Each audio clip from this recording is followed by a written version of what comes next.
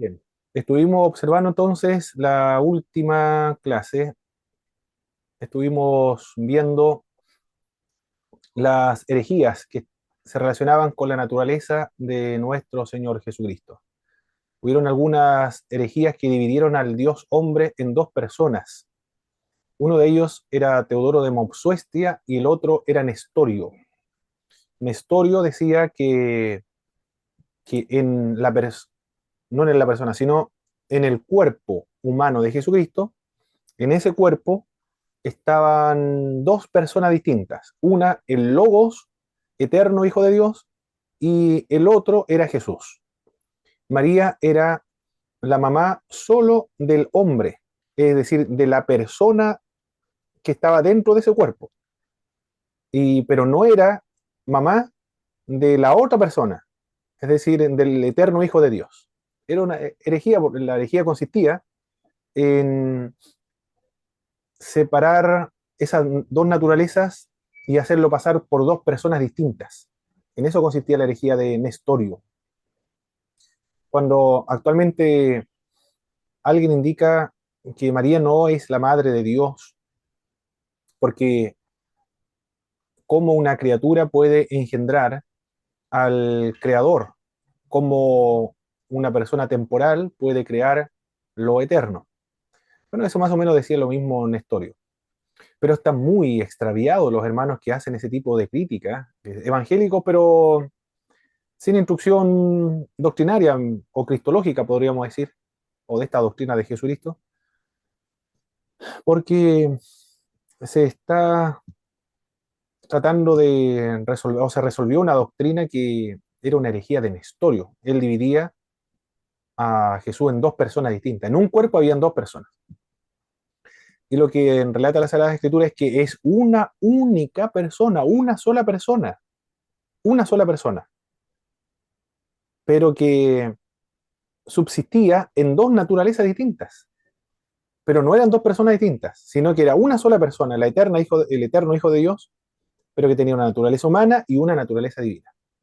Y esa naturaleza humana tenía conciencia humana, tenía todas las características de los seres humanos: conciencia humana, psicología humana, voluntad humana, sentimientos humanos, alma humana, espíritu humano, todos los elementos de una naturaleza humana.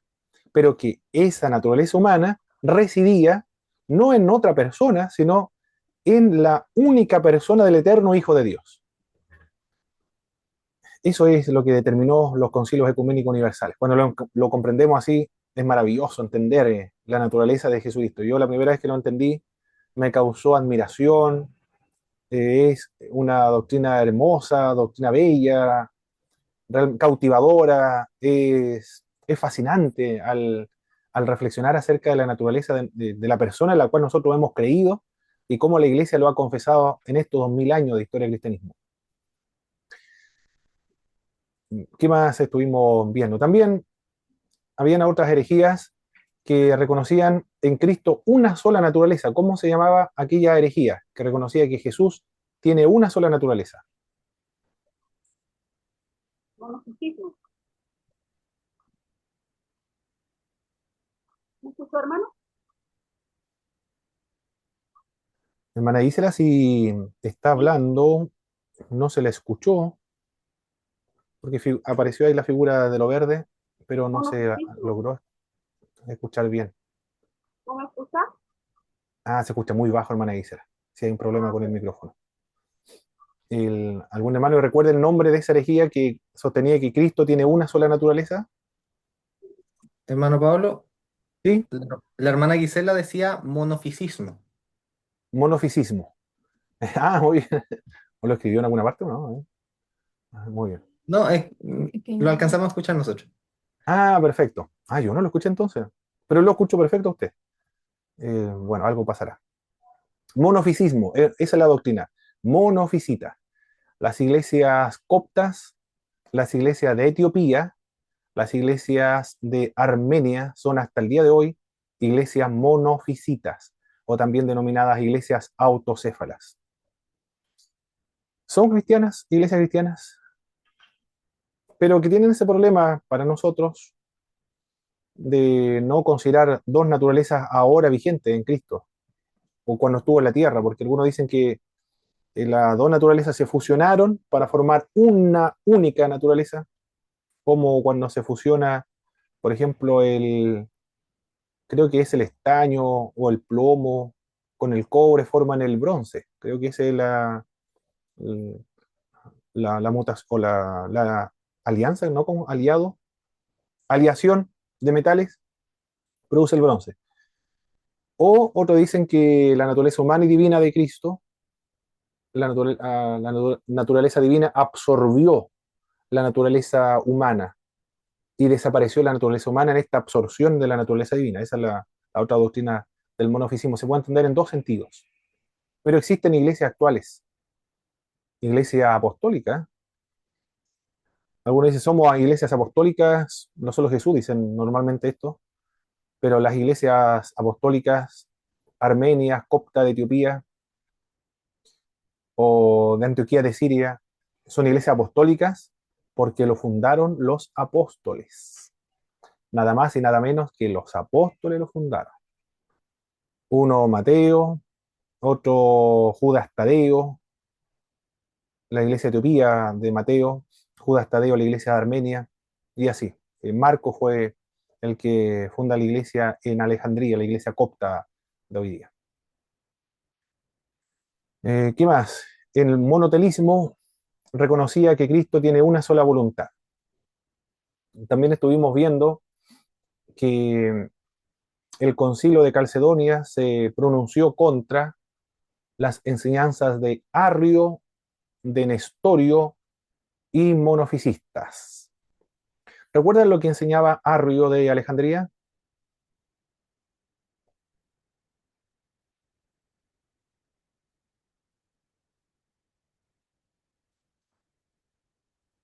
Sí, Arrio, la poderosa herejía de Arrio. sí, me acordé por Arrio el Poderoso.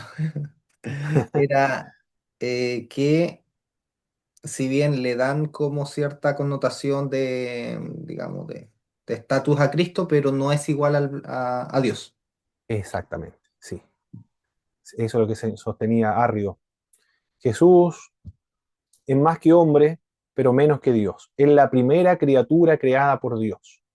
El primogénito de toda creación en el sentido de ser creado para Arrio de Alejandría. El Espíritu Santo es una criatura del Padre y del Hijo. Eso es lo que sostenía este hombre, esta herejía. Pero fue muy, muy influyente. También estuvimos observando la teoría kenótica, sostenía que Cristo dejó de ser Dios cuando se hizo hombre. Esa es una teoría denominada la teoría kenótica, de kenosis. También estuvimos observando la distinción entre el Cristo histórico y el Cristo de la fe. El Cristo histórico está más relacionado con el liberalismo teológico, quienes sostienen que se trata del Cristo realmente como Él fue, no como la iglesia lo confesó, y que se basan principalmente en escritos históricos, o tratar de determinar qué es histórico y qué no es histórico dentro de los evangelios. En cambio, el Cristo de la fe es lo que nosotros encontramos en los evangelios. Para nosotros los cristianos conservadores, todos los conservadores, el Cristo de la fe y el Cristo histórico es lo mismo, no hay ninguna diferencia. Pero para los liberales sí, el Cristo liberal o histórico desde la perspectiva del liberalismo teológico es un hombre común y corriente que no hizo grandes milagros, grandes maravillas, no era Dios para los liberales. Los nombres de Cristo según la Biblia: Jesús, Cristo, el Hijo del Hombre, el Hijo de Dios y también Señor. Eso fue lo que estuvimos observando anteriormente con respecto a la doctrina del Señor Jesucristo. Lo que vamos a ver en esta clase es ver la importancia del nacimiento original de Jesucristo y vamos a argumentar a favor de la humanidad de Jesucristo. También por qué es importante que Cristo se encarnara y las evidencias de la impecabilidad de Jesús de Nazaret. Y por qué era imposible que Jesucristo pecara y en qué consiste la naturaleza o la unión hipostática? Eso es lo que vamos a responder y lo que vamos a ver en esta clase. Inmediatamente comenzamos. Como siempre, mis queridos hermanos, a medida que nosotros vamos avanzando las presentaciones, ustedes pueden ir interrumpiendo la clase y planteando las preguntas que se vayan originando. Pueden ir tomando los apuntes que requieran. De todas formas, recuerden que yo siempre envío las presentaciones en PowerPoint y van desbloqueadas también. Y, y abajo de cada una de las diapositivas están las notas o los apuntes que yo voy recolectando a medida que voy avanzando en, en cada una de la preparación de estas materias. La imagen que ustedes ven de fondo es la imagen que se encuentra en la iglesia de Santa Sofía. No es una mujer, sino es una iglesia que se conmemoró en la iglesia ortodoxa oriental, la de Constantinopla, en honor a la sabiduría. Actualmente una mezquita, después se transformó en un museo. No sé cómo estará la situación ahora en Turquía, en Estambul. Antes se llamaba Constantinopla, primero se llamó Bizancio, después se llamó Constantinopla y ahora se llama Estambul. Y ahí está esta iglesia. Y los turcos comenzaron a excavar qué es lo que había detrás de las pinturas y se encontraron con esto, ¿eh? Con el Pantocrátor, el Todopoderoso, con Cristo. Tienen más imágenes de María, creo, un discípulo igual está, pero eso es lo que está detrás de esa imagen, ¿eh? Impresionante. Más desarrollada de Cristo, el Pantocrátor. Jesucristo es Dios. No lo alcanzamos a desarrollar la semana anterior, pero estaban los textos bíblicos y estaban también los argumentos bíblicos. Por ejemplo, se le llama Señor, se le llama Dios, puede perdonar pecados, puede resucitar a los muertos, tiene todos los atributos divinos, como la eternidad, como la omnipresencia, la omnipotencia, la omnisciencia. Se le puede adorar, se le invoca, se le canta. Es decir, no hay ninguna duda de que Cristo es Dios. Hay varios eruditos como Larry Hurtado, por ejemplo, como James Doom también, quienes han trabajado el culto que se rindió a Cristo. Hay libros como, por ejemplo, aquí tengo algunos libros importantes. Cuando hay un libro que se llama, bueno, ahora no lo tengo ordenado. ¿En qué momento hay Jesucristo? Aquí están. ¿Cómo llegó Jesús a ser Dios? Se llama uno de Larry Hurtado. Están en su plan de curso, en la sección de bibliografía. Ahí se encuentra este libro. Hay varias obras de Jesús, pero las importantes son de Larry Hurtado. ¿Cómo llegó Jesús a ser Dios? Maravillosa obra. Argumenta históricamente, con una erudición magnífica, una autoridad mundial. Larry Hurtado falleció, James Doom también falleció. El único que está con vida actualmente de estos autores importantes del cristianismo del siglo I es N.T. Bright. Y James Doom dieron culto a Jesús los primeros cristianos, los testimonios del Nuevo Testamento. James Doom dice, no se practicó una jesulatría, sino que a Dios no se le adoraba en el cristianismo primitivo sin que estuviera presente la figura de Jesús. No podemos hablar de una jesulatría, sino que hablamos de un culto trinitario. Se adoraba a Dios Padre por medio de Jesús en el poder del Espíritu Santo. Maravillosa la conclusión de James Doom. Muy buena documentación. Y el otro autor es Larry Hurtado. ¿Cómo llegó Jesús a ser Dios? Es un libro muy, muy pequeño. Aquí dice, por ejemplo, al final de la página 151, se comparta o no la expresión de esa fe que llega hasta hoy.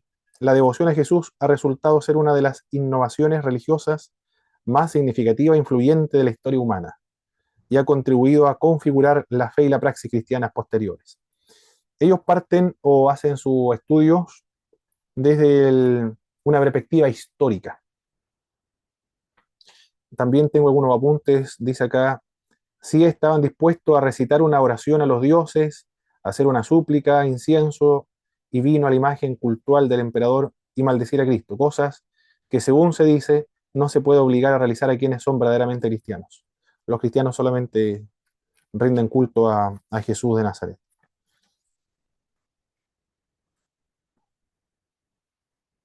Bien, ellos son los expertos mundiales en el cristianismo del segundo templo. De eso no hay duda, entonces hay abundante literatura, mucha literatura actual sobre la divinidad de Jesús de Nazaret. Ahora vamos a ver que Jesucristo también es uno de nosotros, es decir, un hombre. No hay ninguna duda de que Jesús es Dios, porque Juan dice, en el principio era el verbo estaba con Dios y el verbo era Dios. En griego dice lo siguiente, y Dios, Teo o Theos, era el Logos. Es decir, se invierte el orden para enfatizar la divinidad de Cristo. Y Dios era el Logos. En nuestra Reina Valera en castellano, y el verbo era Dios. Pero originalmente dice, y Dios era la palabra. Quizás haya duda con respecto a la humanidad de Jesucristo, puede ser. Yo creo que por ahí está más la debilidad nuestra, de los hermanos de nuestras congregaciones, de la humanidad de Cristo Jesús. Jesucristo es un ser humano por su nacimiento. Nació como todos nosotros los seres humanos, del vientre de una mujer. Estuvo 9 meses, como todos nosotros tuvimos 9 meses en el vientre materno. Estuvimos siendo alimentados por el cordón umbilical de nuestras madres. Esperamos el tiempo como todos los seres humanos. Se desarrolló y creció como todos los seres humanos. Necesitó la protección de su mamá como todos nosotros los seres humanos. Alimentarse como todos nosotros los seres humanos. Tomar leche y después los colados y después a medida que va avanzando se le van dando nuevos alimentos, picados, leche, colado, picado, y después ya legumbres y asado y todo lo que comimos nosotros normalmente. Eh, Así creció Jesús como nosotros. Disfrutaba algunas comidas, no sé si le habrán gustado o no habrán gustado, yo creo que sí. Definitivamente, no hay duda. Él no comía cerdo, culebra, por ejemplo, caballo, comidas que no estaban, que estaban prohibidas en la ley de Moisés. Él no lo comía porque es un judío, como todos los judíos. Algunas comidas, lo más probable que la hayan repugnado, porque un ser humano, como todos nosotros los seres humanos. De ese fue un hombre que se desarrolló, creció en sabiduría y en estatura, como los demás seres humanos. Cristo crecía en sabiduría, es decir, tuvo que aprender a hablar el arameo. Ese era el idioma materno de nuestro Señor. El arameo era el idioma que los judíos hablaron cuando regresaron de la cautividad babilónica. Fue el idioma internacional, el idioma del comercio, el idioma franco en la época, de como el inglés lo es hoy. Aunque ya estaba vigente el griego, pero él, su idioma materno era el arameo. Aprendió el arameo entonces. Y a juntar las palabras, como todos los niños, a balbucear algunas palabras, como todos los niños. Aprendió también a leer y a escribir a los 5 años, como era costumbre en todos los niños judíos de 5 años que iban al colegio. Sin embargo, las mujeres no iban al colegio en esa época. Los niños varones solamente a los 5 años ingresaban a la sinagoga, se les enseñaba a leer y escribir. Después ahora no hay problema con los judíos, ahora sí hay mujeres rabinas en el judaísmo que es más progresista, pero siempre hay judíos también que son igual que en la iglesia evangélica, algunos que son liberales, progresistas, fundamentalistas, hay de todo, ortodoxos también. Y, y él aprendió entonces a leer, a escribir, a leer el hebreo, Aprendió todas las ciencias como todos los niños de su edad, a comunicarse, y creció en estatura también, como todos los seres humanos. Tuvo la apariencia de un hombre. La mujer samaritana ve a un hombre judío. No ve a un hombre extraordinario, la mujer samaritana ve a un hombre judío, con los rasgos característicos propios y vestimentas propias de los judíos. Se va a sorprender la mujer samaritana cuando le indica la condición de su matrimonio actual, pero anteriormente no había ningún problema con respecto a eso. Ella estaba hablando con un hombre, claro, un hombre amable, porque ella continúa la conversación, pudo haber cortado la conversación si le resultaba esa conversación desagradable o desde la perspectiva de una persona con un aire de superioridad por el hecho de ser judío. No, el Señor Jesucristo fue muy amable con ella, por eso es que ella continúa la conversación. Fue tanta la apariencia de un ser humano que ni siquiera sus hermanos creían en Jesús. Cuando ya tenía 30 años, comienza su ministerio público, los hermanos no creían en él, eso dice Juan, porque era un hombre común y corriente. María solamente y José saben algo de Jesús, pero los hermanos nada. Y de hecho María también entra dentro de esta duda, no sé si es duda o lo más probable que sí, porque María y sus hermanos andaban buscando a Jesucristo porque pensaron que Cristo ya se estaba trastornando, tenía delirios religiosos. Y lo fueron a buscar. Y después los hermanos le dijeron, ¿por qué no vas con nosotros a Jerusalén y te muestras públicamente? Porque ellos no creían en Jesús de Nazaret. Claro, porque sus hermanos, imagínense, lo vieron desde siempre. Era el hermano mayor, el primogénito, pero él jugaba como todos los niños, tenía las cualidades propias de todo niño. Nosotros cuando vemos un niño, Jesús es igual que todos los niños, nada extraordinario. La gente que está alrededor y ve crecer a Jesucristo, ve un carpintero nada más, al hijo de José, su mamá es María, estos son sus hermanos, pero no ve nada extraordinario, porque era humano. La importancia del nacimiento virginal de Jesús. Fue muy importante que Jesucristo naciera por una concepción virginal, porque fue una señal. Eso es lo primero que podemos decir con respecto al nacimiento virginal de nuestro Señor Jesucristo. Isaías capítulo 7, verso 14 dice, la partenos en griego, la doncella en hebreo, concebirá y dará a luz un hijo y llamará su nombre Manuel, que significa Dios con nosotros. El contexto de esa profecía es de la guerra siro-efraimita, si mi memoria no me falla, creo que esa es. Y el rey creo que es Acab, si mal no recuerdo. Y consulta con Isaías. Isaías le dice, estos son dos cabos humeantes, no te preocupes, van a ser un hijo de una doncella, no originalmente, sino de la unión de un hombre y una mujer, como normalmente todos nacimos, pero cuando el niño, antes de que sea destetado, la liberación vendrá, la liberación política vendrá al reino de Judá. Y así ocurrió en esa época. Esa era la profecía. La profecía se cumplió en esa época. Pero como es una profecía, la profecía tiene una característica. Se llama el doble cumplimiento de la profecía o también el sensus plenior. El hecho de que se haya agotado o se haya cumplido la profecía en la época del siglo octavo no agota el significado de la profecía.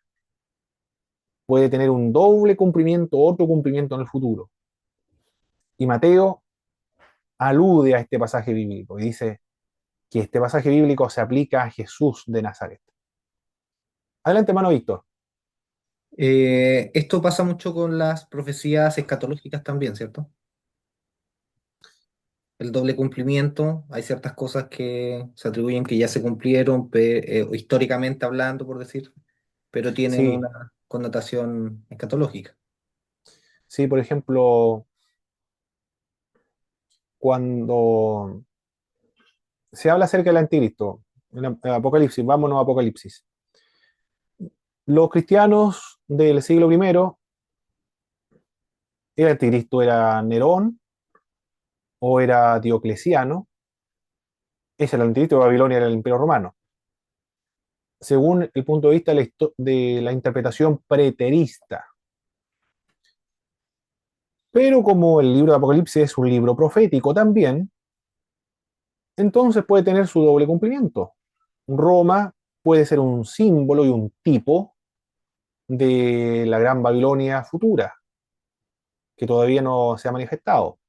Y Diocleciano puede ser un antitipo, perdón, un tipo, una figura profética del anticristo, el personaje futuro que se va a manifestar. No cometeríamos un error, no erraríamos si interpretamos de esa forma el libro de Apocalipsis. Si mezclamos el preterismo con el futurismo dentro de estas dos escuelas escatológicas o escuelas de Apocalipsis.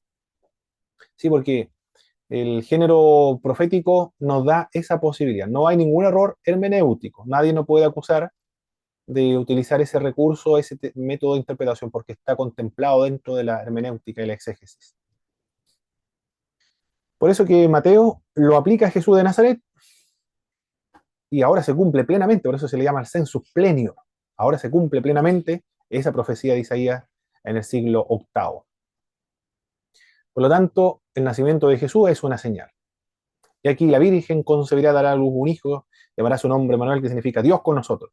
Para los de Judá del siglo octavo, el Dios con nosotros es un Dios que libera del peligro militar. Así como los venezolanos actualmente o el régimen de Maduro están muy asustados, así también estaba eh, acá, ¿no? Acá, no es acá, es acá. Voy a leer mejor para acordarme de Isaías. Isaías capítulo 7, verso 14. Capítulo 7, verso, sí, Acaz. Acaz es el rey de la época y el contexto es de la guerra siro-efraimita, de Siria y Peca, hijo de Remalía. Ese es el contexto. Ellos, ¿qué están esperando el régimen de Maduro en Venezuela actualmente? Están, pero muy preocupados. Yo creo que no pueden conciliar bien el sueño. La incertidumbre que puede producir, no sabemos qué va a ocurrir.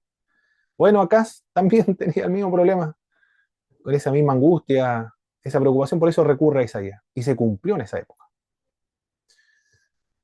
Y el nombre Emanuel, Dios con nosotros, significa que Dios nos va a liberar de este peligro, de esta angustia, de este desastre militar, de esta conquista militar.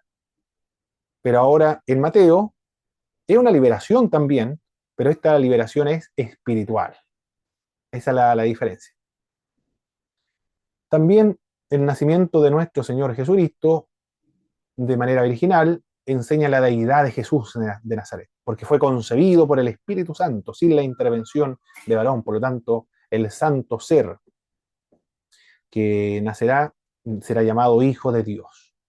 Es hijo de María, pero también es hijo de Dios, es divino, es Dios. Dios no pasa por María como pasa el agua por el ducto o como pasa el agua por la cañería, sino que realmente el eterno Hijo de Dios, el Logos, adopta la naturaleza humana de María.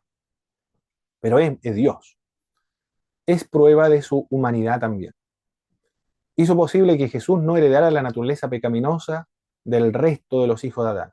Cristo fue sin pecado. Pero si Cristo hubiese sido concebido por José, entonces hubiera heredado la naturaleza pecaminosa que todos nosotros los seres humanos hemos heredado producto del pecado de Adán y de Eva, la naturaleza pecaminosa que se transmite de Adán y de Eva hacia todos nosotros. Por eso todos nosotros nacimos en pecado, somos formados en maldad.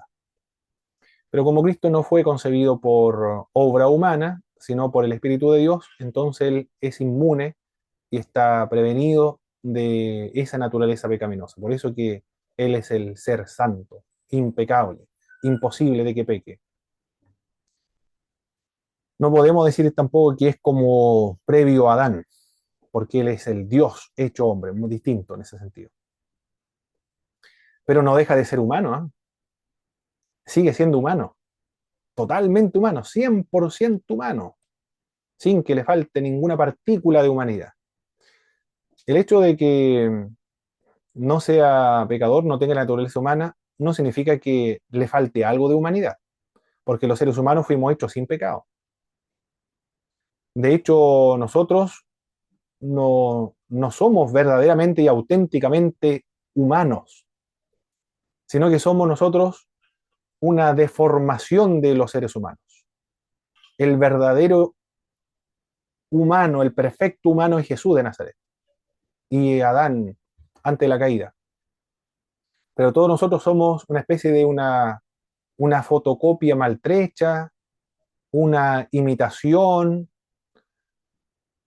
desperfecta también, precaria. Son como estos dibujos que la gente hace. Me acuerdo de alguien que restauró un cuadro y no, desde Mr. Bean. No sé si han visto a Mr. Bean cuando lo dejan a cargo en un museo y él trata de corregir la pintura. Muy gracioso. Bueno, nosotros somos como una especie de esa pintura. Así quedamos nosotros. Totalmente depravados. Eso se conoce como la doctrina de la corrupción total o de depravación total, pecadores totalmente. Pero si nosotros queremos ver en qué consiste los seres humanos, no podemos vernos nosotros mismos porque ya estamos deformados.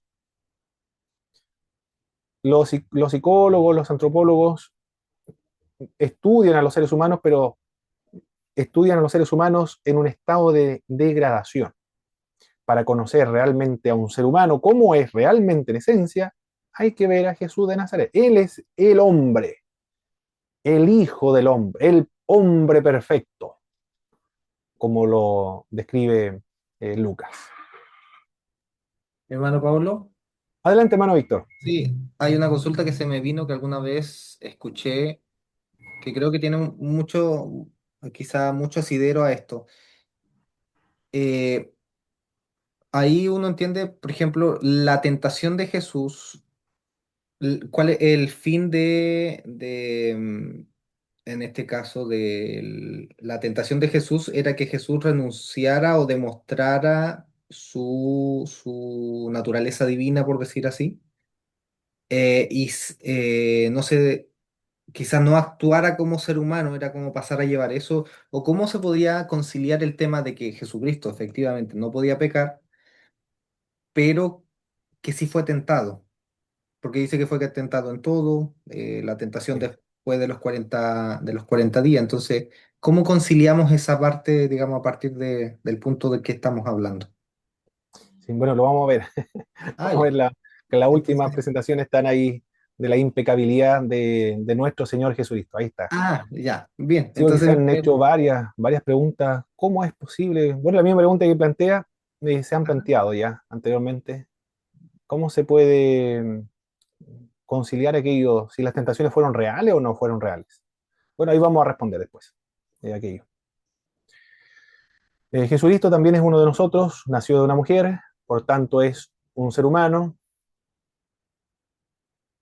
es visible. Por eso los ortodoxos hacen íconos de Jesucristo, porque el ícono es consecuente con la, lo material de Jesús, la encarnación de Jesucristo. Él creció y se desarrolló como todos los hombres. Crecía, se fortalecía, crecía en sabiduría, es decir, conocimiento de las artes, de la técnica para sustentarse económicamente, de la carpintería, aprendió a manejar el serrucho, no sé si utilizaban el serrucho en ese tiempo, algo tuvieron que haber utilizado para cortar madera, ¿verdad?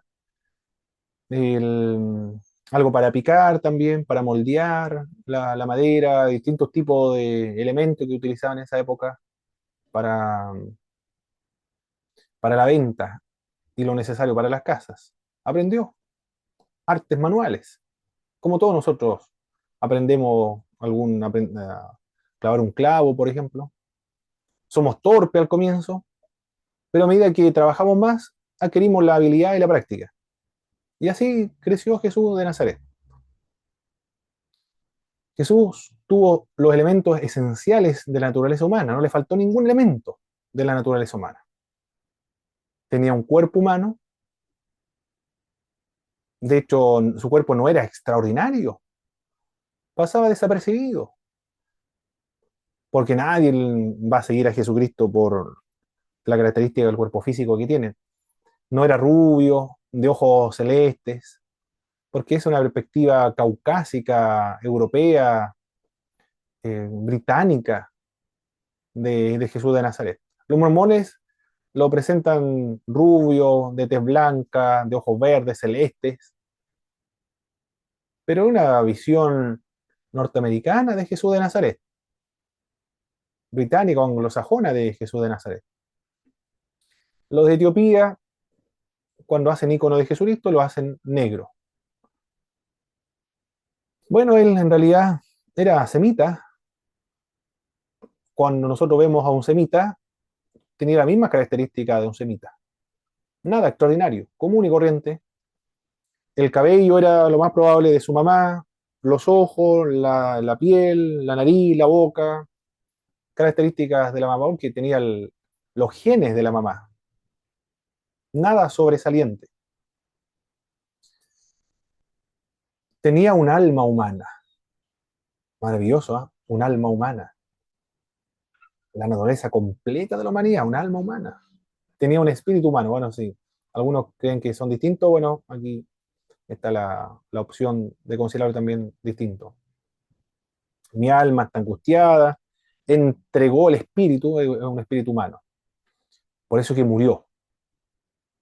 Tenía cuerpo humano, alma humana, espíritu humano, conciencia humana, voluntad humana, psicología humana, si queremos seguir desmembrando las características, las propiedades de un ser humano. Se le dieron nombres humanos también. Jesús, nombre griego para Josué del Antiguo Testamento, como John o Juan, es más o menos lo mismo, Jesús y Josué, de acuerdo al idioma en que se pronuncia. Se le llamó el hijo de Abraham, así lo menciona, lo relata Mateo en la genealogía, hijo de Abraham, descendiente de Abraham, de María, por medio de María. Se refirieron a él como el hijo de David. Jesús, hijo de David, ten misericordia de mí. Se referían a él como el hijo del hombre. 86 veces aparece en el Nuevo Testamento esta expresión, el hijo del hombre, para describir la debilidad humana, para describir la naturaleza humana de Jesús de Nazaret. Un nombre ambiguo, porque también presenta una figura escatológica con características casi divinas y también habla acerca de la exaltación y la glorificación del Hijo del Hombre. Pero cuando se utiliza Hijo de Hombre en este contexto de la humanidad, se entiende que es un hombre común y corriente nada más. Y él se presenta también como el Hijo del Hombre. Tuvo todas las fragilidades de un ser humano, pero sin pecado. Fue de naturaleza humana, sintió cansancio, se cansó del camino. Claro, viajando tantas horas, tantos kilómetros, se cansó y se sentó Hermano y Pablo, pidió de beber. Hermana Gisela, adelante. tengo una duda. No sé si más adelante lo va a explicar, no quiero adelantarme, pero no entiendo cómo Cristo pudo haber heredado los ojos, por ejemplo, el color de María, pero no haber heredado la naturaleza pecaminosa de María. ¿Eso lo va a explicar usted más adelante?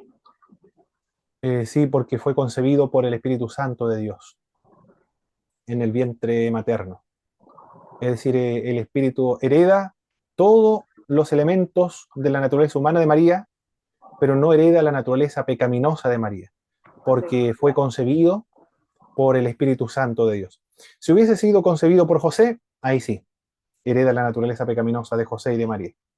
Pero como fue concebido por el Espíritu Santo, por eso es muy importante la doctrina de la concepción virginal. Algunos liberales niegan esta doctrina fundamental de la concepción virginal, pero no se puede renunciar a esa doctrina, porque protege la naturaleza humana de Jesucristo del pecado que caracteriza a todos nosotros los seres humanos. Es fundamental, no se puede abandonar, no se puede renunciar a esa doctrina de la concepción virginal. Cristo fue concebido por el Espíritu Santo de Dios y fue prevenido en esa concepción de la naturaleza pecaminosa de todos los seres humanos. Sintió cansancio, se cansó del camino. Todos nosotros hemos experimentado en alguna oportunidad el cansancio y la fatiga después de las largas horas de trabajo. Yo en una oportunidad me recuerdo que cuando trabajaba en la ciudad de Temuco, en, en Dreams, un hotel y era un casino. Y recuerdo que estaba saliente noche, creo que fue. No me acuerdo cómo fue él, creo que sí. Y creo que me acosté, o no sé cómo fue en la noche, creo que salí y me acosté como a las 12 de la noche, yo creo. Yo dije después el otro día me voy a levantar a las 8 de la mañana, a las 9 de la mañana. Y me desperté como a las 2 de la tarde. Dormí no sé cuántas horas, porque estaba demasiado cansado. O a veces llegaba a la casa y quería llegar a tomar once porque tenía hambre y me tendía en la cama boca abajo y me quedaba dormido. Bueno, todos esos cansancios, esas fatigas, también el Señor Jesucristo los pasó, como todos los seres humanos. Sintió el cansancio físico, se cansó del camino. Tuvo hambre igualmente, como todos nosotros. En una oportunidad fui a un campamento, recuerdo, era de taekwondo el campamento, tenía como 17 años más o menos. Y ahí tomábamos leche con harina en la mañana, calentita la leche, recién sacada de la vaca. Y después tallarines, arroz, recuerdo, legumbres, poroto, lentejas. El último día comimos un asado, pero eso no había nada de pan.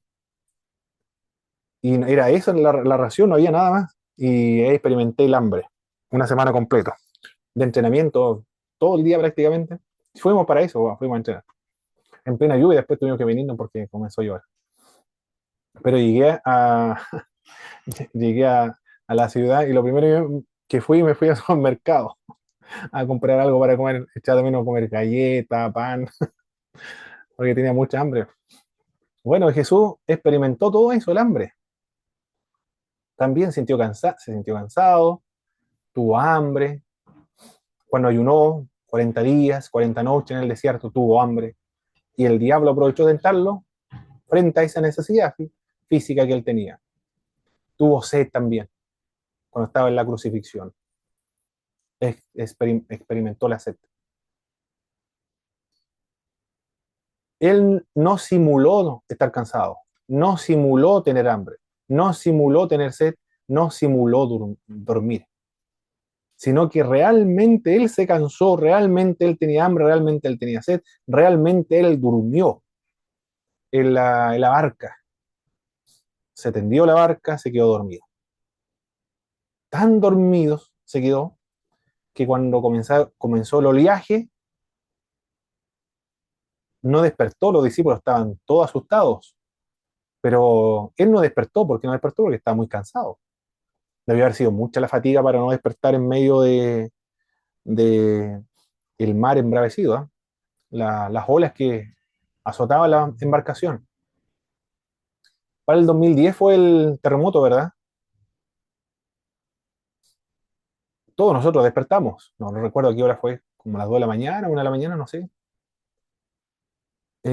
Algunos dicen que no despertaron.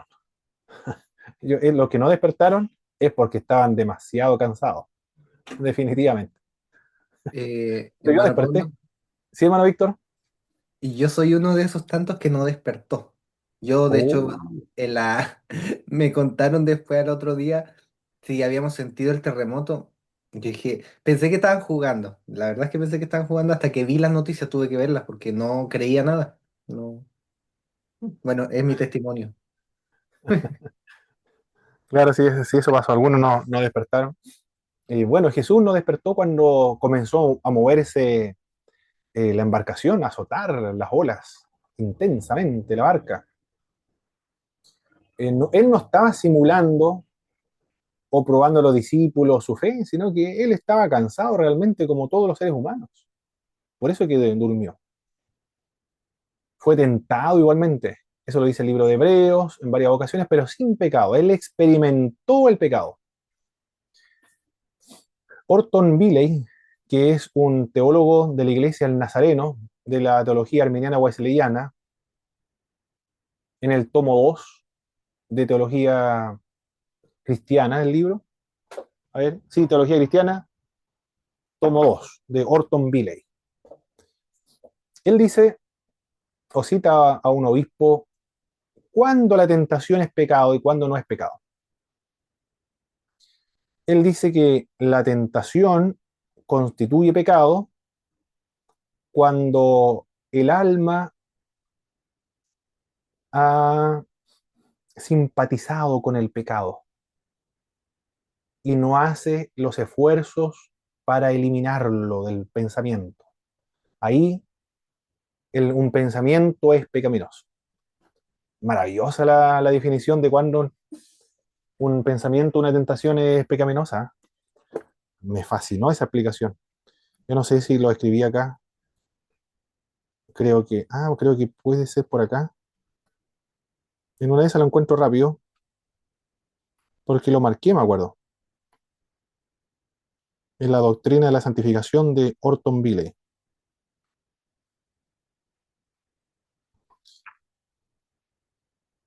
Aquí está, lo encontré. Lo encontré. Pensé que no lo iba a encontrar. Está en el tomo 2 de la teología cristiana, en la página 456. Dice, ¿cuándo llega a ser pecado la tentación? A esta pregunta tan difícil, el obispo Foster contesta, el pecado comienza cuando la tentación comienza a hallar simpatía interna y se sabe que es una solicitud a pecar, mientras que sea rechazada prontamente y con pleno y robusto acuerdo del alma y que no haya indicación de simpatía interna, no habrá pecado.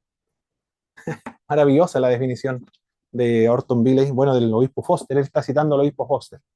No sé quién será el obispo Foster, pero lo está citando. Debe ser de la iglesia metodista o la iglesia del Nazareno. Pero me gustó esa definición. ¿Cuándo la tentación se convierte en pecado? Pecado mental, me refiero, de codiciar algunas cosas, mirar. Cuando el alma simpatiza con el pecado y no hace los esfuerzos sinceros de apartarlo. Bueno, Cristo no simpatizó en su corazón, su mente, con ningún pecado. ¿Ah? Hizo todos los esfuerzos sinceros realmente en su corazón de eliminarlo. Él es el modelo, el ejemplo de la santificación. Jesucristo fue tentado, pero sin pecado. Nunca en su mente simpatizó con la tentación. Por eso él, aunque fue tentado, no pecó. Maravilloso, ¿eh? Qué extraordinario. Fue limitado en conocimiento también. No conocía todas las cosas. Por eso preguntó, ¿quién me ha tocado? Los discípulos dijeron, pero hay mucha gente aquí que te está tocando. No, pero hay alguien que me tocó porque poder salió de mí. No sabía quién lo había tocado. ¿Dónde pusieron a Lázaro? Tampoco sabía dónde habían puesto a Lázaro. Conocimientos de los seres humanos normalmente no saben.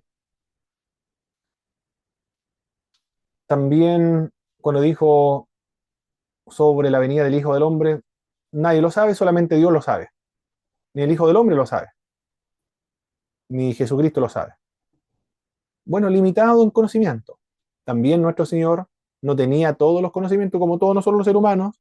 No podemos tener todos los conocimientos. Nadie sabe todas las cosas, es imposible. Porque el conocimiento es muy amplio, ¿no?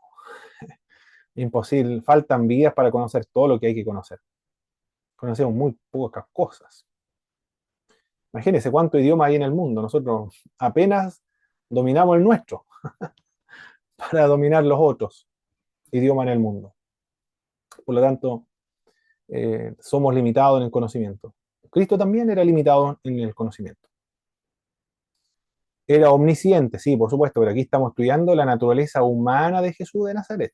Después vamos a explicar cómo se da esto de que a veces sí conozca las intenciones del corazón, sabe lo que están hablando y sabe todas las cosas.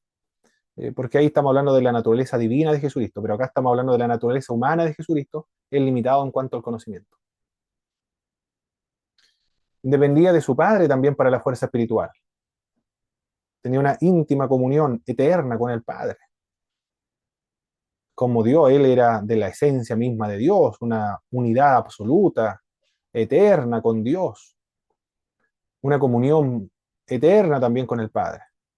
Y cuando adopta la naturaleza humana, aprende también a relacionarse con Dios. Nunca Jesús se apartó de esa comunión con el Dios Padre en su naturaleza humana. Por eso cuando está en la cruz, clama, ¿por qué me has abandonado? Porque sintió en ese momento en su conciencia humana el abandono del Padre y el sufrimiento a causa del pecado de todos los seres humanos. Dependía de su Padre para la fuerza espiritual, la oración, por eso que oraba al Padre para recibir el fortalecimiento espiritual. Ejerció las disciplinas espirituales para mantener la comunión con el Señor y la vitalidad espiritual. Por eso es necesario el congregarse para mantener la comunión con la iglesia, con los cristianos, que es el cuerpo del Señor Jesucristo, la comunión con Dios. Porque cuando no se va a la iglesia, se comienzan a enfriar, aunque digan yo no me voy a ir al mundo, yo no voy a pecar, no voy a comportarme con los mundanos, simplemente voy a dejar de ir nada más, pero igual voy a mantener mi comunión con Dios. ¿Es un error? ¿Eso es una falsedad? No, no es posible eso en las Sagradas Escrituras, que nos recomiendan que debemos congregarnos, porque los hermanos pueden ser muy consagrados, predicadores de la calle, ayudantes de pastor también, pero si se apartan de la iglesia, cambian su espiritualidad, su personalidad, su conducta, su forma de hablar, su mirada, sus gestos, cambia. Nosotros fuimos al supermercado y ahí estaba de jefe un hermano nuestro que ya no tenía tiempo de ir a la iglesia, de hecho renunció a un cargo importante que él tenía en la congregación porque ya trabajaba de lunes a domingo.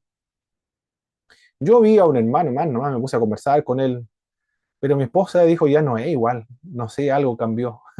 Bueno, en esa oportunidad lo vimos los dos, después mi esposa lo volvió a ver otra vez cuando fue a comprar al supermercado, pero ya no es igual, dijo. Ha cambiado, está como distinto, como otro, como que está apagado, ya no hay una de esa comunión espiritual cuando estamos reunidos todos juntos en la misma iglesia. Claro, porque ya no se estaba congregando, ese es el problema. Dependía de su padre entonces para las disciplinas espirituales, para mantener la comunión espiritual con el Padre. De manera reiterada se le llama y se le conoce como hombre. Se aplicó él mismo a sí mismo este término. Yo soy el Hijo del Hombre. Otros le llamaron ahí el hombre. Es un hombre. Fue conocido como hombre también. Se le conoció como judío. Después de la resurrección se le conoce como un hombre igualmente. En la actualidad existe como hombre. Cuando digo actualidad, no es que actualmente tenga un cuerpo materializado, porque el cuerpo materializado no es necesario ahora. Cuando él asciende a los cielos y desaparece, es para indicar que él ha adoptado una nueva forma de su presencia. Ahora su presencia es espiritual, es invisible, es inmaterial y es divina y vuelve nuevamente al misterio de Dios que todo lo abarca o todo lo satura, es decir, vuelve a su estado original. Pero se puede materializar, por supuesto. Y cuando se materialice va a ser el mismo cuerpo resucitado de hace 2000 años atrás, cuando se vuelva a materializar. Tal cual como nosotros. Nosotros vamos a aparecer y vamos a desaparecer cuando resucitemos de entre los muertos. Bueno, Jesús igual. Como los ángeles. Aparecen y desaparecen. Se materializan como desaparecen al mismo tiempo. Así vamos a hacer. Nosotros así también es Jesús de Nazaret. Y cuando se materialice, tendrá las marcas de la crucifixión, es decir, tal cual como se manifestó a los apóstoles, así se va a manifestar cuando nosotros lo veamos en la segunda venida de Cristo por toda la eternidad. Eso es lo que quiero explicar acá. En la gloria se le conoce como hombre. Cuando regrese otra vez volverá como el Hijo del Hombre. Juzgará al mundo también como hombre. Estuvo sometido a todas las emociones humanas. Estuvo triste sobre Jerusalén cuando vio que iba a caer Jerusalén en manos de los romanos, iban a ser destruidos, muchas muertes, derramamiento de sangre. Cuando hay accidentes o cuando hay guerras, muertes, por ejemplo, los 80 soldados venezolanos y también cubanos que cayeron en esta intervención de los Estados Unidos, uno se siente tristeza por esa gente, porque habla el mismo lenguaje nuestro, son latinoamericanos, independientemente estamos, si lo apoyaban o no lo apoyaban, son gente de soldados que se están ganando la vida, están trabajando en un trabajo más, le correspondió estar ahí, tenían que hacer su trabajo nada más, y murieron. Pero da tristeza porque tienen mamá, papá, hermanos, amigos, vecinos, y ya no lo van a ver nunca más. Eso causa tristeza. No son chilenos, son venezolanos, cubanos, o los ucranianos que están más lejos, también da tristeza. Y Jesús vio que en el futuro su gente, los judíos, iban a ser matados, asesinados, masacrados por los romanos. Por eso se sintió mucha tristeza. Se indignó también. ¿Hasta cuándo voy a estar con ustedes, hombre de poca fe? Porque no podían expulsar a un demonio. Se enojó también, ¿eh? Bueno, y lo más famoso cuando expulsó a los mercaderes del templo. Se conmovió profundamente y lloró por su amigo. Pero bueno, un familiar muere, un hermano nuestro de nuestra congregación muere, fallece, tan desprevenido, tan de pronto, obviamente uno queda en shock, queda impresionado. Bueno, Jesús experimentó todo eso. Lloró por su amigo Lázaro cuando falleció. Se angustió hasta la agonía en el Getsemaní. Tuvo todas las experiencias, emociones que nosotros tenemos. El llanto, el enojo, la tristeza, la alegría también. También sintió la alegría. Se regocijó, pero en gran manera. Es decir, pasó por toda la experiencia nuestra. Maravilloso, ¿eh? Extraordinario nuestro Señor. Por eso nos comprende muy bien.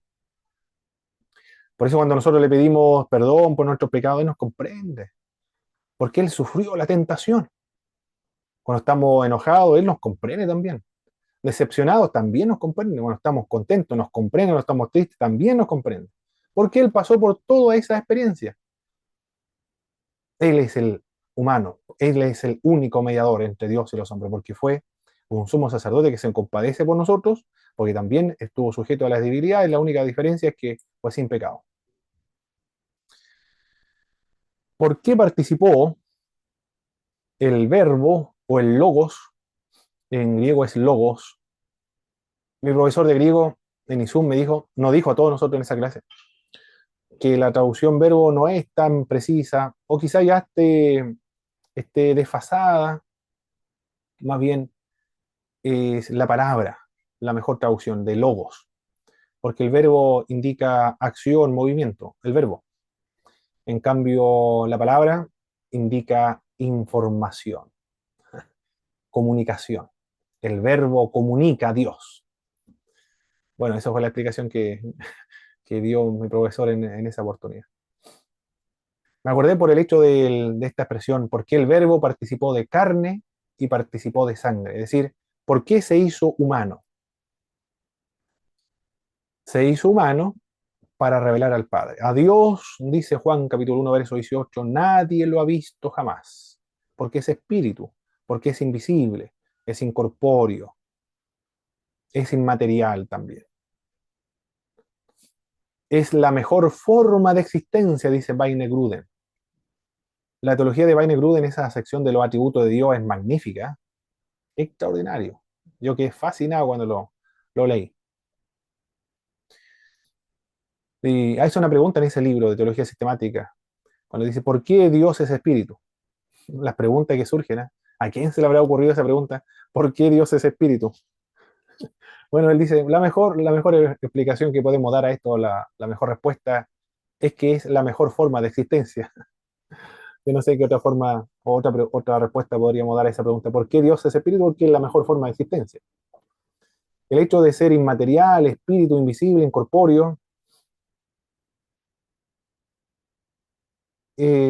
no indica, no quiere decir que no tenga las características propias de una persona, como son la voluntad, los sentimientos, la razón, la inteligencia. Los tiene. Es invisible, pero es una persona. Adelante, hermano Víctor. Podría ser que Dios es espíritu igual porque es la mejor manera de poder, ¿cómo es la palabra? Eh,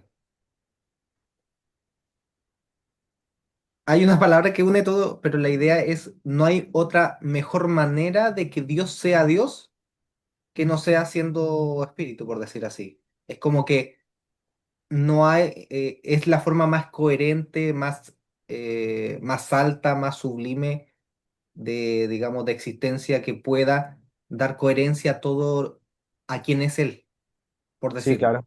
Sí, claro. Por supuesto que sí. Por supuesto que sí.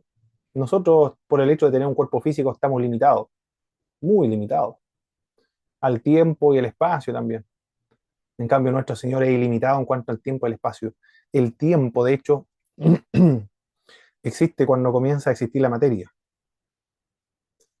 Por lo tanto, él es el presupuesto del tiempo, el presupuesto de todo lo material, mucho más grande que todas las cosas. Por eso no se puede decir Dios está en un lugar, porque Gruden también dice eso. Dios no está en un lugar o en todos los lugares, porque al expresarnos de ese modo, pareciera que Dios estuviese contenido en un lugar o en todos los lugares. Pero en realidad son los lugares los que están contenidos dentro de Dios. Es mucho más grande. Podríamos decir que Dios mismo es su propio lugar. Esa es la mejor forma de expresarnos acerca de Dios. Porque todo está dentro de Dios. Mucho más grande todavía. Más grande que todo el espacio infinito. Uf, qué grande, maravilloso. Cuando uno comienza a reflexionar de Dios, se impresiona, se conmueve. Porque algo tan grande, ¿eh? Que nosotros podemos comprender o conocer o apreciar, reflexionar, de hecho ya, el hecho de reflexionar acerca de Dios ya, eso es un alimento para el alma, una alegría para el alma, ve, realmente uno se alegra, queda contento cuando estudia de Dios. Revelar al Padre entonces, a Dios Padre nadie lo ha visto jamás, el unigénito Hijo que está en el seno del Padre, Él lo ha dado a conocer. Por eso Jesús se hizo hombre, para revelar o dar a conocer al Padre. Por eso le dije a Felipe, le dijo a Felipe, tanto tiempo que estoy con ustedes y todavía no se dan cuenta que yo soy el Padre y el Padre y yo uno somos. Tal cual como es Jesús, es el Padre. Él es el que revela al Padre. Pero también Jesús se hizo carne o se hizo hombre para llegar a ser nuestro sumo sacerdote, fiel y misericordioso. que se compadece de nuestras debilidades, se compadece de nuestros pecados, de nuestros errores, vulnerabilidades, porque Él fue tentado en todo, nos comprende, sin pecado, nos comprende, es nuestro sumo sacerdote, que intercede por nosotros delante de Dios Padre, y que se compadece, no tiene compasión, y también para quitar el pecado.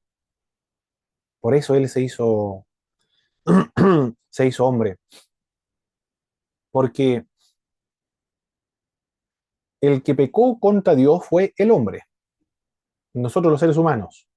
Estoy utilizando el término antropos en el sentido como le da la Sagrada Escritura de ser inclusivo, o como normalmente en castellano el sentido hombre se entiende. Para, para responder a, a los feministas, porque recuerdo en una oportunidad le preguntaron a Mario Vargas Llosa, le dijeron, ¿y usted qué opina sobre el lenguaje inclusivo de todas, todes y todas, todas, todos y todes? O de hombre o mujer, y no me acuerdo qué más, lo otro era algo intermedio, no recuerdo el nombre. O neutro parece, no sé qué lo que era. Y Mario Vargas Llosa se comenzó a reír. Y él dijo, el premio Nobel de Literatura, el gran escritor latinoamericano, peruano, él dijo que ya el vocábulo hombre es inclusivo ya incluye a todos los seres humanos. En ese sentido lo estoy utilizando, como lo utiliza Mario Vargas Llosa cuando digo que en qué sentido Cristo se hizo hombre, para quitar el pecado, porque todos nosotros los seres humanos cometimos el pecado, nosotros pecamos contra Dios. Por lo tanto, para cancelar esa deuda, es el hombre, nosotros los seres humanos, los que debemos cancelar esa deuda. Y como el pecado fue contra un Dios eterno, la única manera de poder pagar esa deuda de ese pecado es sufriendo en el infierno eternamente. La única manera de pagarlo es sufriendo y ser castigado eternamente. No hay ninguna posibilidad alguna de salvación entonces. Claro, Dios lo puede salvar, pero Dios no puede salvar a menos que eso sea, a menos que el pecado, su ofensa, quede cancelada. Dios lo puede salvar, sí, pero a menos que la deuda no se cancele, no se puede salvar. Ese es el dilema, la incertidumbre. ¿Cómo solucionar ese dilema?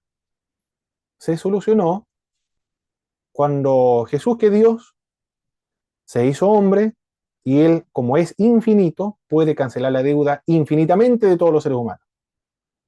Y lo puede salvar porque es Dios y puede cancelar la deuda porque es un ser humano. Si no hubiese sido Dios, hubiese muerto solo por su pecado. Pero como es Dios, Él puede cancelar la deuda de todos los pecados de todos los seres humanos. Ahí se resuelve este problema del dilema que había con respecto a la salvación. Por eso que Él es el único que puede quitar el pecado del mundo, porque su valor es infinito, porque es Dios. Y Él lo puede cancelar porque es hombre, porque el hombre pecó y el hombre recibe el castigo. Y así se puede cancelar la deuda frente a esta tragedia, a esta ofensa contra Dios eterno. Hermano Para Pablo, quitar el pecado. Sí, hermano Víctor, adelante. sí, eso significa que así de profundo y de amplio es la ofensa del pecado al punto que no hay otro precio, otro valor que se pueda pagar que no sea que Dios mismo pague el precio. Exacto, exacto. Ok. Siendo en forma de Dios. Dios lo puede salvar, pero el hombre tiene que sufrir el castigo. Y él, por eso él se hizo hombre, para sufrir el castigo. Es decir, esta doctrina es muy importante de la encarnación del Hijo de Dios. Por eso Navidad es la época donde se debe enfatizar más esta doctrina, donde más se debe predicar la encarnación, porque es la fiesta de la encarnación. Para nosotros los cristianos es la fiesta de la encarnación. Para el mundo no sé qué fiesta será, pero para nosotros los cristianos es la fiesta de la encarnación, donde más se predica acerca de la encarnación del Hijo de Dios. Para quitar el pecado entonces. Pero también Él se hizo hombre para deshacer las obras del diablo. Esa es la otra razón por la cual se hizo hombre. destruir las obras del diablo. El temor a la muerte, el pecado, la ofensa contra Dios, Cristo lo resuelve, deshace las obras del diablo. Para ponernos un ejemplo también de una vida santa, estas son algunas conclusiones que no están tan explícitas, pero sí están implícitas para ponernos un ejemplo de vida santa. El modelo de santidad para nosotros los cristianos no es Martín Lutero. Bueno, Martín Lutero tampoco no es muy buen modelo de santidad o de carácter cristiano, porque realmente era muy mañoso Martín Lutero. La persona que estaban alrededor de él debieron haber estado muy complicado alrededor de él. Era una persona temperamental. Bueno, era un alemán igual, que se había criado en un entorno muy duro. Pero tampoco nuestro modelo de santidad o de carácter cristiano es John Wesley, podríamos decir, o Jacobo Arminio, o Melanchthon, o I. Ávila, Luis Palau, ¿no? El modelo para todos nosotros, los cristianos, es Jesús de Nazaret. Él es el modelo. A Él debemos mirar. Por eso se hizo carne y sangre, para seguirlo, para seguir su ejemplo. Él dijo: aprended de mí, que soy manso y humilde de corazón, y hallaréis descanso para vuestras almas. Él es el modelo, Él es el ejemplo. Nosotros debemos imitar entonces a Jesús de Nazaret, para restaurar la imagen de Dios en nosotros que se perdió a causa del pecado. Pero ahora no restauramos la imagen de Dios como fue creado Adán y Eva en el huerto del Edén, sino que ahora restauramos la imagen de Dios a la imagen perfecta de Dios en la persona de Jesús de Nazaret. De eso se trata la fe cristiana, de ser como Jesús de Nazaret. Todas las actividades que nosotros realizamos en la vida cristiana es para parecernos a Jesús de Nazaret. El cristiano puede sentirse completo, puede sentirse que ya no le falta nada para ser cristiano cuando se parezca totalmente a Jesucristo. Yo no sé si alguien podrá llegar a esa estatura, pero esa es la meta y el objetivo final. Por lo tanto, nuestra vida siempre va a ser en crecimiento en esta tierra y nunca vamos a estar completos.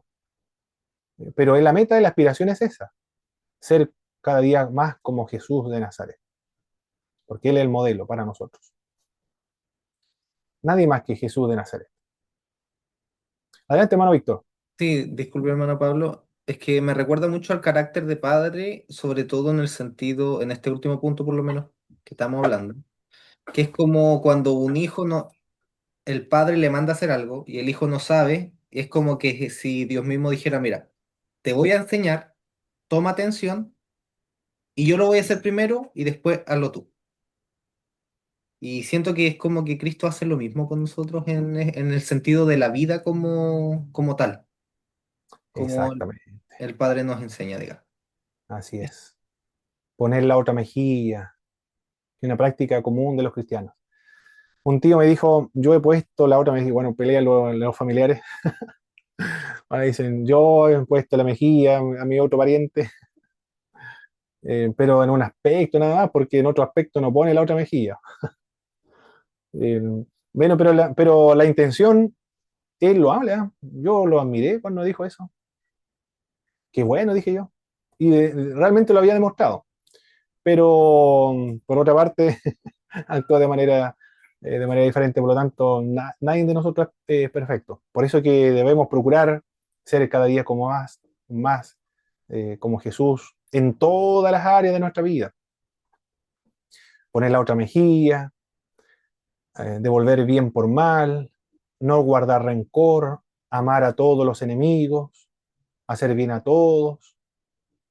Es maravilloso, increíble lo que nos pide nuestro Señor. En eso consiste el cristianismo, en amar a nuestros enemigos y, y no resistir al que es malo, vencer el bien con el mal. Eso cuesta mucho trabajo porque somos pecadores, obvio, porque va en contra de nuestra naturaleza, por eso que nos cuesta. Algunos tratan de hacerle el quite, dicen: no, lo más importante es la doctrina, no, lo más importante es tener alma en la iglesia. Lo más importante es que los miembros de la congregación se parezcan a Jesús de Nazaret. Hermana Zulema, creo que iba a preguntar algo. Sí, también, bueno, como decía usted, es como difícil para nosotros eso, por eso también es recalcar la importancia del Espíritu Santo en nosotros, porque Claro, humanamente no podemos. Es el Espíritu Santo el que forma el carácter de Cristo en nosotros. así es, así es. Sí, una obra trina. El Padre trabaja en nosotros, produce en nosotros el querer como el hacer por medio de su buena voluntad. Increíble, ¿eh? Produce en nosotros el querer como el hacer por medio de su buena voluntad.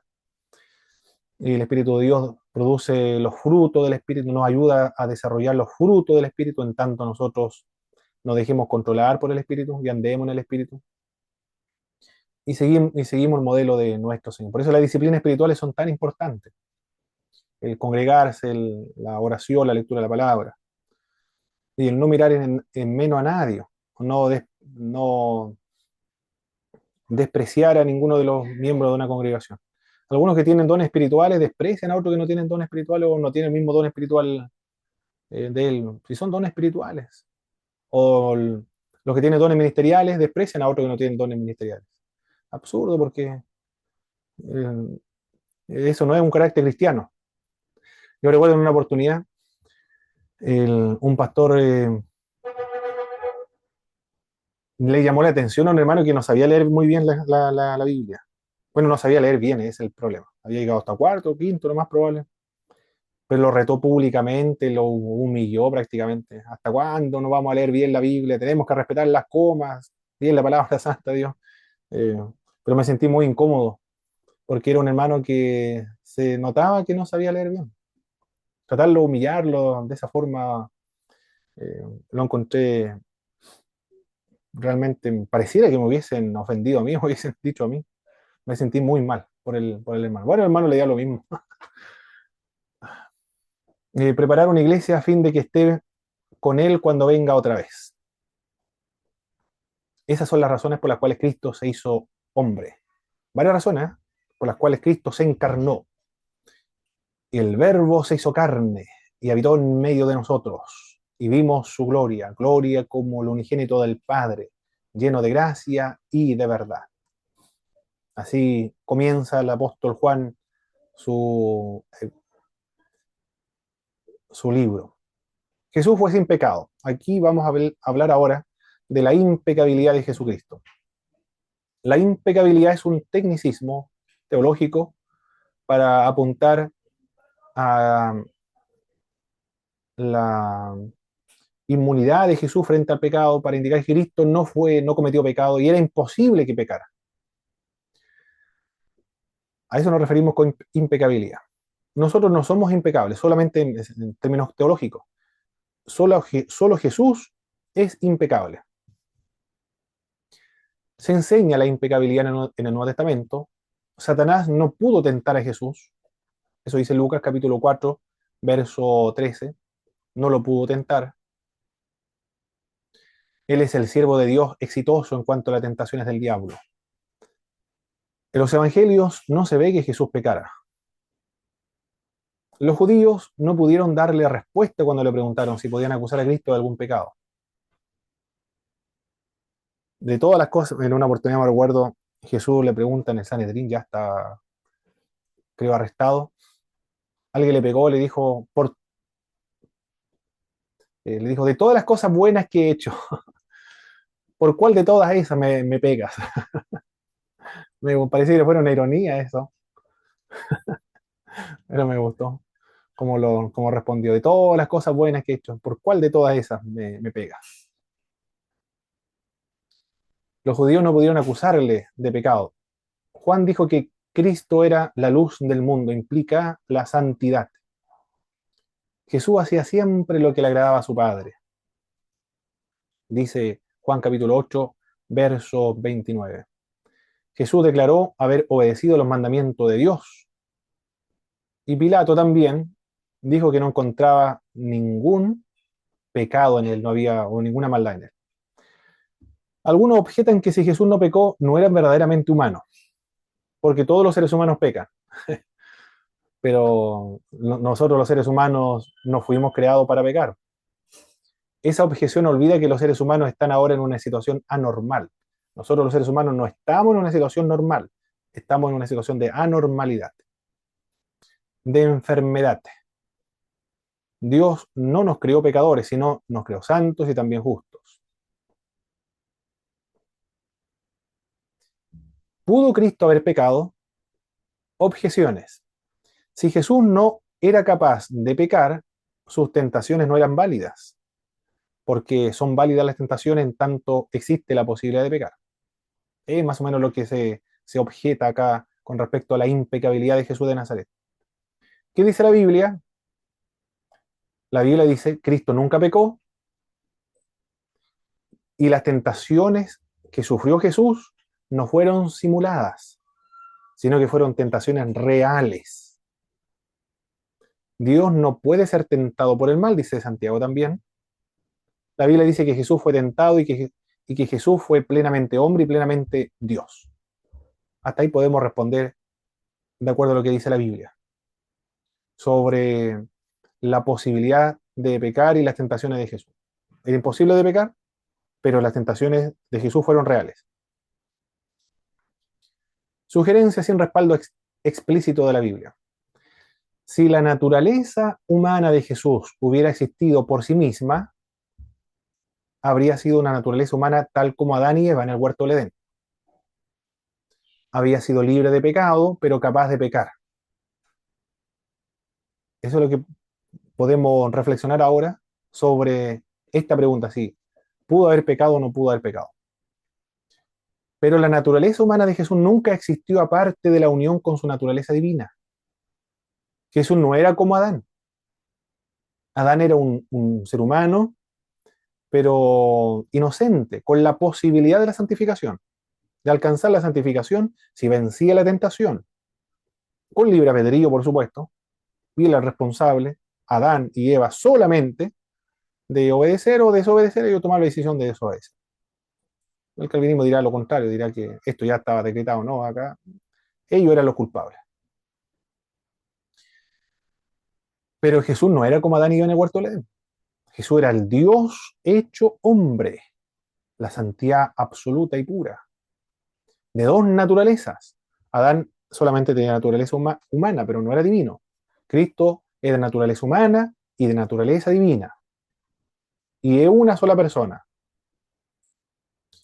Si Jesús como persona hubiera pecado, incluyendo tanto su naturaleza humana como divina, Dios mismo habría pecado y habría dejado de ser Dios.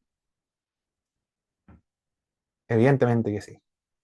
No, imposible, imposible, jamás.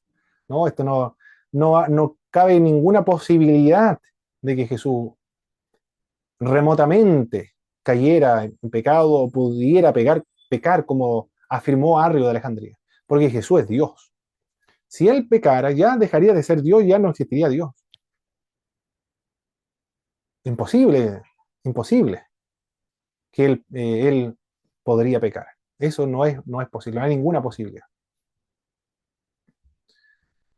Por tanto, no era posible que Cristo pecara, gracias a la unión de su naturaleza humana y divina en una persona lo prevenía.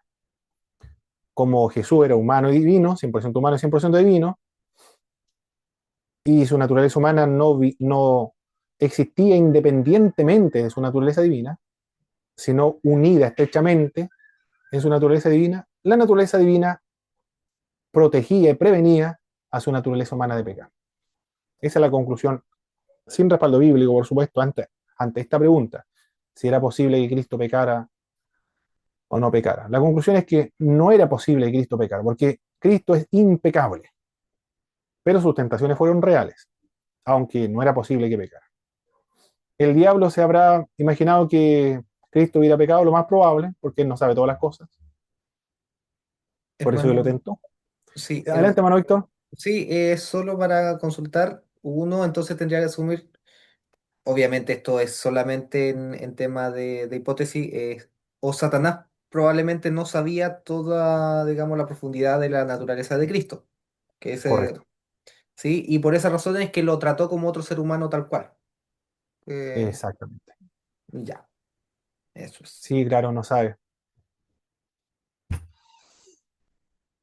más allá no podemos saber por quién no sabe,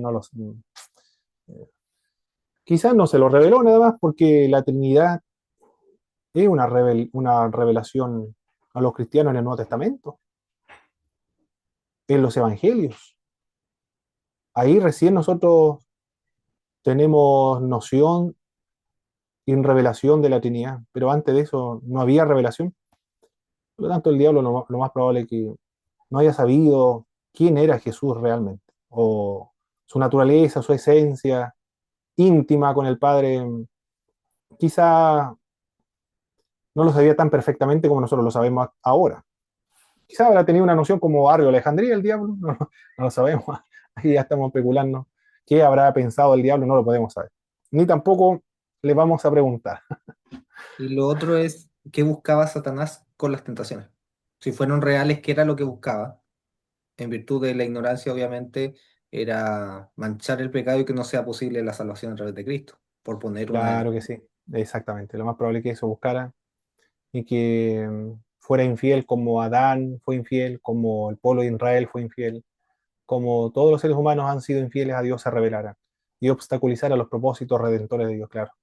Esa era la intención, lo más probable. Perfecto, mis queridos hermanos. Vamos a descansar en media hora y continuamos a las 9 en punto. Nuevamente nos reunimos. Vamos a apagar la cámara y el micrófono y en media hora más